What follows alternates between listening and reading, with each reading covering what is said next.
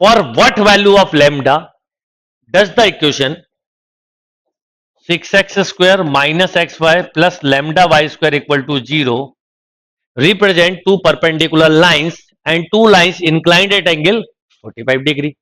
मतलब परपेंडिकुलर हो या फिर 45 डिग्री हो, यानी दो अलग अलग केसेस हैं तो दो अलग अलग लैम्डा आएंगे.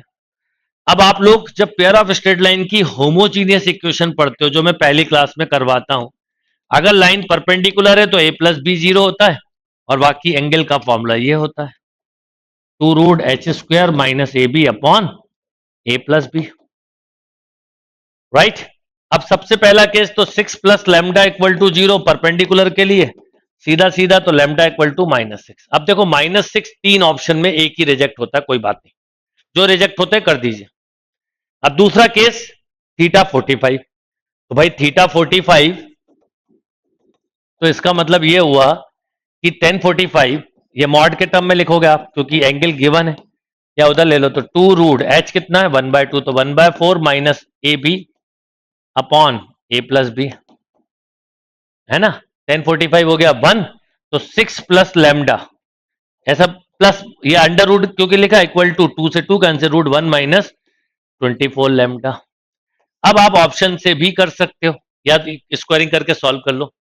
जैसे अगर आपने -2 रखा तो अंडर रूट 1 माइनस 48 तो प्लस 48 7 और ये 4 तो -2 नहीं हो सकता.